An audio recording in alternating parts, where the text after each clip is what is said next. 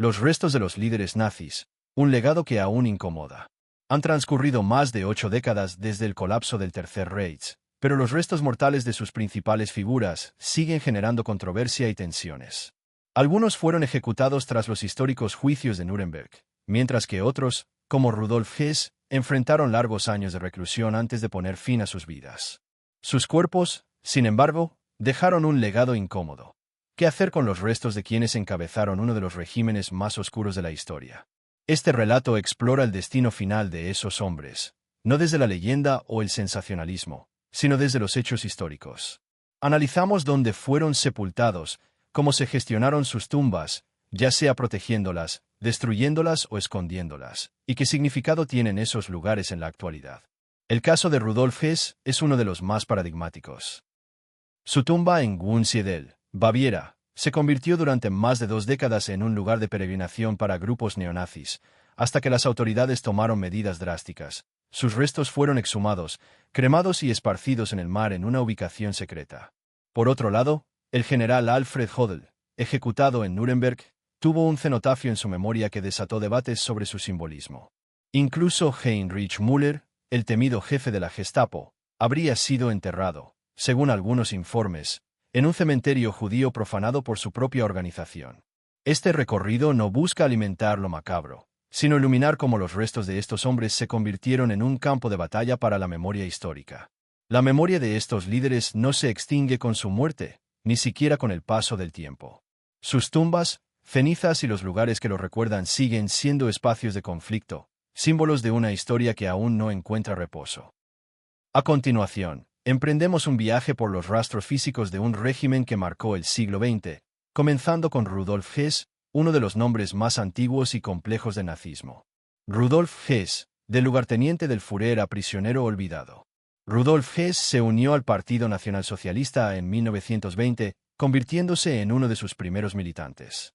Participó en el fallido golpe de Estado de 1923, conocido como el Putsch de Múnich, tras el cual compartió prisión con Adolf Hitler. Esta experiencia lo acercó al núcleo íntimo del partido. En 1933, Hess fue nombrado lugarteniente del Führer, un cargo que lo posicionó como un enlace clave entre Hitler y las estructuras del Estado nazi. Desde esta posición, tuvo influencia en áreas como la educación, la salud y la justicia, además de intervenir en decisiones judiciales, incluyendo órdenes de deportación a campos de concentración sin juicio. Como Obergruppenführer de las SS, ocupó un rango elevado en la jerarquía de seguridad del régimen y participó en la redacción de las leyes de Nuremberg, que formalizaron la discriminación racial. Aunque era una figura central, Hess no buscaba el protagonismo. Su rol era el de un ejecutor fiel, siempre a la sombra de Hitler. Todo parecía encaminado para él hasta que, en 1941, un evento inesperado cambió su destino. El vuelo a Escocia y sus consecuencias. El 10 de mayo de 1941, Hess emprendió una acción que sorprendió al mundo. Despegó solo desde Augsburgo en un avión bimotor Messerschmitt Bf 110, con destino a Escocia. Su objetivo era contactar al duque de Hamilton para negociar una paz separada entre el Reino Unido y Alemania, en un momento en que la Segunda Guerra Mundial estaba en pleno apogeo. Para evitar los radares británicos, voló a baja altura sobre el Mar del Norte, realizando maniobras evasivas. Cuando se quedó sin combustible, saltó en paracaídas cerca de Glasgow y fue capturado esa misma noche por un granjero local. En los primeros interrogatorios, Hess se presentó como Capitán Horn, pero pronto reveló su identidad y afirmó que su misión tenía un propósito humanitario: convencer a los británicos de que Hitler deseaba poner fin al conflicto con el Reino Unido. Winston Churchill, informado de inmediato, ordenó que fuera tratado como prisionero de guerra. En Alemania, la reacción fue de furia. Hitler lo despojó de todos sus cargos, lo declaró traidor y, para evitar conflictos con sus aliados, ordenó a la propaganda nazi presentarlo como un hombre mentalmente inestable que había actuado por su cuenta. Tras la guerra, Hess fue juzgado en Nuremberg por conspiración y crímenes contra la paz. Condenado a cadena perpetua, fue enviado a la prisión de Spandau, en Berlín Occidental, donde pasó más de 4 décadas, la mayor parte como único recluso bajo estricta vigilancia de las potencias aliadas, Estados Unidos, Reino Unido, Francia, la Unión Soviética y Canadá. Durante su encarcelamiento, mostró comportamientos erráticos, episodios de paranoia y supuesta amnesia.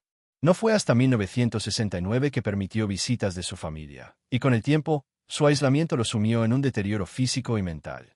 Spandau dejó de ser solo una prisión para convertirse en el mundo de Hess.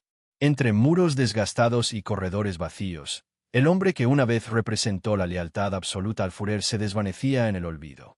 En 1981, a los 86 años, le instalaron un ascensor para facilitar su movilidad. Al año siguiente, recibió atención médica constante. Más tarde, se construyó una pequeña cabaña en el jardín de la prisión, inicialmente como refugio contra el calor, pero que luego se convirtió en su sala de lectura. En esa cabaña, Hess pasaba sus días rodeado de libros y recuerdos fragmentados. Para 1987, llevaba 41 años en Spandau, vigilado por un costoso operativo internacional que custodiaba a un solo hombre. El 17 de agosto de ese año, a los 93 años, Rudolf Hess se suicidó. Utilizó el cable de una lámpara para ahorcarse en la cabaña. En su bolsillo dejó una nota agradeciendo a su familia por su apoyo durante su reclusión. Las autoridades aliadas confirmaron el suicidio, aunque las teorías sobre un posible asesinato persisten, alimentadas por la ambigüedad que siempre rodeó su figura. La tumba de Hess, un símbolo disputado. La muerte de Hess no trajo el olvido, sino un nuevo capítulo de controversia. Cada 17 de agosto, la localidad bávara de Wunsiedel se convertía en escenario de concentraciones neonazis que rendían homenaje al mártir Hess en el aniversario de su muerte. Estas marchas, que atraían a simpatizantes de toda Europa, generaron tensiones constantes en el pueblo. Aunque el Parlamento alemán prohibió estas concentraciones en 2005, los actos simbólicos y las provocaciones continuaron, acompañados de un creciente despliegue policial. En 2004, las manifestaciones alcanzaron su punto álgido, con cerca de 5.000 participantes, entre neonazis y contramanifestantes. La tumba de Hess, ubicada en el cementerio protestante de Wunsiedel junto a los restos de sus padres, se había convertido en un lugar de culto. La lápida, con la inscripción «Yo me atreví», era un símbolo poderoso para los extremistas. Con el tiempo, el lugar dejó de ser una simple sepultura para transformarse en un punto de peregrinación ideológica. La presión sobre la comunidad de Wunsiedel creció hasta volverse insostenible.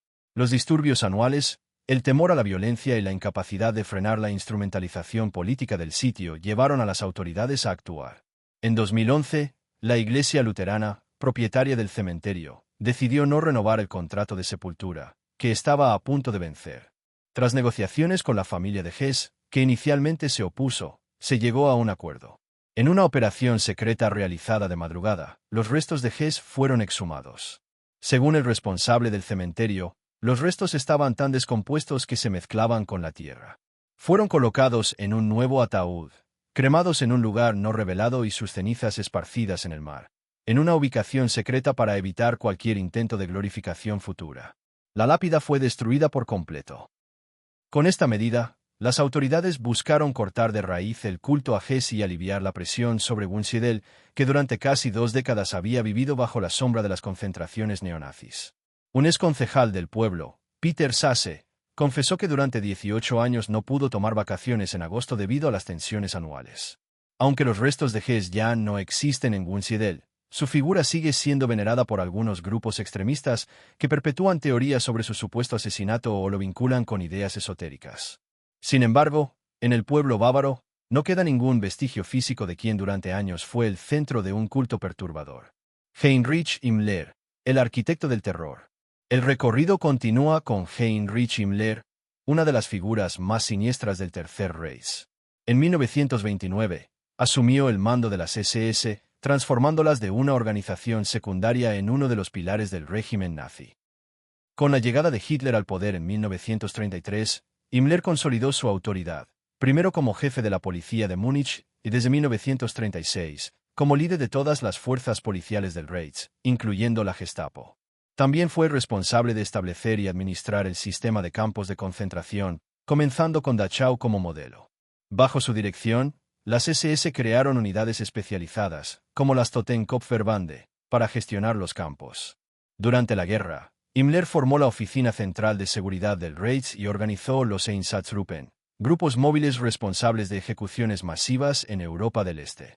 Supervisó la expansión de Auschwitz y la implementación de cámaras de gas, convirtiéndose en el arquitecto de las políticas de exterminio, deportaciones y germanización forzada. Su visión ideológica, basada en la supremacía racial y el control absoluto, dio forma al Holocausto. El fin de Himmler. Tras la caída del Tercer Reich, Himmler intentó desesperadamente evitar su captura. A principios de mayo de 1945, se trasladó a Flensburgo con un pequeño grupo de colaboradores, buscando un lugar en el gobierno provisional de Karl Donitz. Rechazado de plano, quedó sin protección ni aliados. Para escapar, se afeitó el bigote, se rapó la cabeza, se cubrió un ojo con un parche y adoptó la identidad falsa de un miembro de la Feldpolizei, una unidad ya disuelta. El 21 de mayo, mientras viajaba por el norte de Alemania, fue detenido en un puesto de control improvisado por exprisioneros soviéticos cerca de Bremerborde. Aunque sus documentos no despertaron sospechas inmediatas, su actitud levantó dudas y fue trasladado a varios centros de detención hasta llegar al centro de interrogatorios británico en Luneburgo.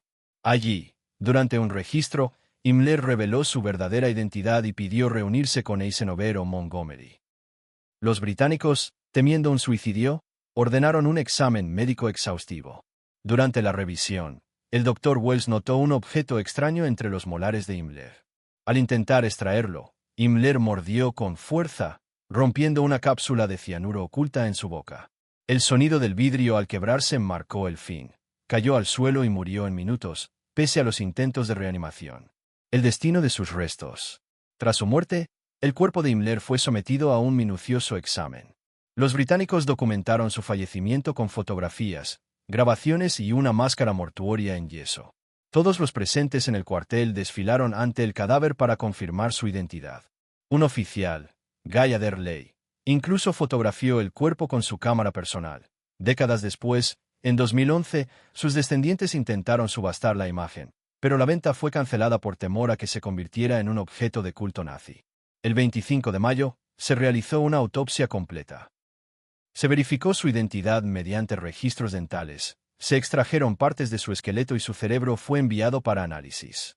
El informe describió a un hombre en buen estado físico, con la cabeza afeitada y sin rasgos distintivos. Para evitar que su tumba se convirtiera en un lugar de peregrinación, los británicos ordenaron un entierro anónimo. 2 sargentos, Bill Attery y Ray Beston, llevaron el cuerpo envuelto en mantas a un bosque en Luneburg Heath. Allí, bajo un árbol y con la presencia de un capellán que recitó un breve rito, depositaron los restos en una fosa sin marcar. La tumba fue cubierta, y la vegetación ocultó cualquier rastro. Antes de morir, los sargentos revelaron la ubicación a Winston G. Ramsay, editor de la revista After the Battle, quien prometió no divulgarla. Se especula que el cuerpo fue exhumado años después para descartar teorías sobre un posible impostor. Los archivos británicos que detallan el sitio exacto permanecen clasificados. Mientras tanto, la idea de que Himmler yace sin nombre en un rincón olvidado del bosque persiste, como si la tierra misma rechazara su memoria. Alfred Jodl, el estratega condenado. Alfred Jodl, otra figura clave del Tercer Reich, desempeñó un rol crucial en el mando militar nazi. En los años 30, ascendió como instructor y estratega en el Truppenat y en 1935 asumió la sección de defensa territorial. Con la reorganización del ejército en 1938, se integró al alto mando de la Wehrmacht, bajo la supervisión de Wilhelm Keitel. Jodl participó en la planificación de campañas como la invasión de Noruega y Dinamarca, y fue coautor de la Directiva número 21, que sentó las bases para la ofensiva contra la Unión Soviética. Apoyó medidas contrarias al derecho internacional, como la ejecución de comisarios soviéticos y la deportación de civiles en territorios ocupados. Hasta los últimos días del régimen, Jodl transmitió órdenes directas de Hitler, incluso cuando la derrota era inminente. Tras la caída del gobierno de Flensburgo, fue detenido por tropas británicas el 23 de mayo de 1945. En Nuremberg, Jodl enfrentó cargos por conspiración, agresión, crímenes de guerra y crímenes contra la humanidad. Se declaró no culpable, afirmando que actuó como un militar profesional sin influencia política. Sin embargo, las pruebas presentadas demostraron su participación en órdenes que violaban las leyes de la guerra. El 1 de octubre de 1946, fue condenado a muerte. Jodl pidió ser ejecutado por fusilamiento, como soldado, pero el tribunal ordenó el ahorcamiento. La noche del 16 de octubre de 1946, su cuerpo fue incinerado junto con los de otros condenados en el crematorio de Múnich. Sus cenizas fueron esparcidas en el río Isar desde el puente Reichenbach, sin ceremonia ni marca alguna. El cenotafio de Jodl. A pesar de la desaparición de sus restos, la memoria de Hodel generó controversia. En la isla de Frauenchiemsee, en Baviera, su familia mantuvo un cenotafio en un cementerio familiar, con una inscripción que incluía a su nombre, rango militar y fechas de nacimiento y muerte.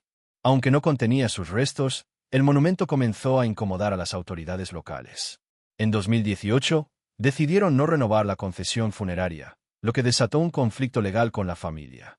En 2019, el Tribunal Administrativo de Múnich falló a favor de los descendientes, permitiendo la prórroga del uso del espacio por 10 años, con opción a otros 10. Sin embargo, para evitar cualquier connotación ideológica, se cubrió con una losa la inscripción que mencionaba a Hodel, dejando solo los nombres de otros familiares. Persisten rumores, no confirmados, de que las cenizas de Hodel podrían haber sido trasladadas en secreto a la isla, donde reposarían junto a su esposa y su hermano Ferdinand.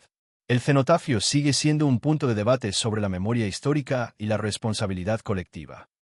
Karl Donitz, el almirante de los U-Boot.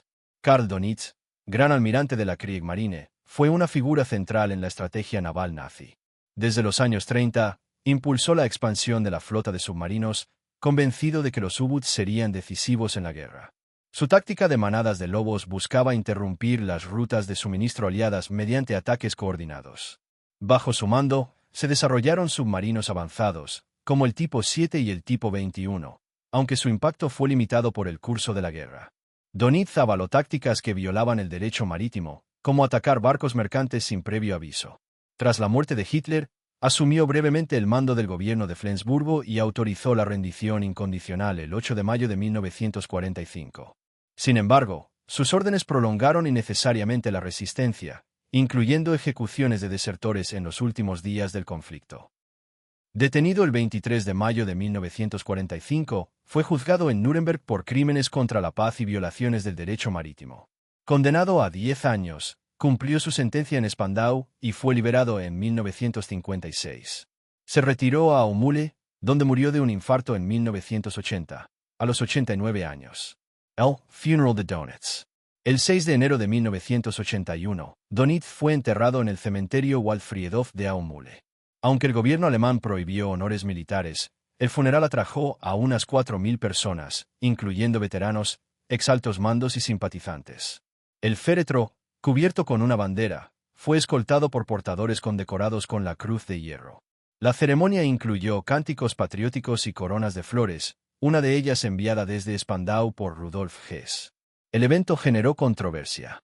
Para algunos, Donitz era un militar profesional atrapado por las circunstancias. Para otros, un leal seguidor de Hitler que nunca mostró arrepentimiento. Su tumba en Aumühle sigue recibiendo visitas de simpatizantes, algunos ligados a círculos revisionistas, aunque carece de símbolos oficiales. Heinrich Müller, el enigma de la Gestapo. Heinrich Müller, jefe de la Gestapo, fue uno de los ejecutores más eficaces del terror nazi. Ingresó en las SS en 1934 y, desde 1935, lideró de facto la Gestapo. Bajo la dirección de Reinhard Dietrich, se convirtió en una pieza clave de la Oficina Central de Seguridad del Reich. Colaboró con Adolf Eichmann en la deportación de miles de personas a Auschwitz. Participó en la conferencia de Wannsee y dirigió operaciones de contrainteligencia, como la manipulación de la red soviética Orquesta Roja. En los últimos días del Reich, Müller permaneció en Berlín, fiel a Hitler. Fue visto por última vez el 1 de mayo de 1945, tras lo cual su rastro se perdió. El misterio de su muerte. El destino de Müller sigue siendo un enigma. En 1945, un civil berlinés, Walter Luders, afirmó haber enterrado el cuerpo de un oficial identificado como Heinrich Müller en una fosa común en el cementerio judío de Große Hamburger Straße, profanado por la propia Gestapo. Décadas después, el historiador Johann Stuchel encontró registros que apoyan esta versión, sugiriendo que Müller murió en el caos de Berlín y fue sepultado anónimamente. Sin embargo, otras teorías persisten. En 1958, el padre de Müller recibió una notificación que ubicaba a su hijo en un cementerio de Neukölln, pero una exhumación en 1963 reveló que los restos pertenecían a 3 personas diferentes, ninguna de ellas Müller. Rumores sobre su huida a la Unión Soviética o su colaboración con la CIA alimentaron la especulación durante años. Si Tuchel está en lo cierto, Müller yace en una fosa sin marcar en el cementerio judío, rodeado de las víctimas de su propio régimen. El lugar, sin lápida ni señal, permanece restringido, como si la historia hubiera decidido borrar su rastro.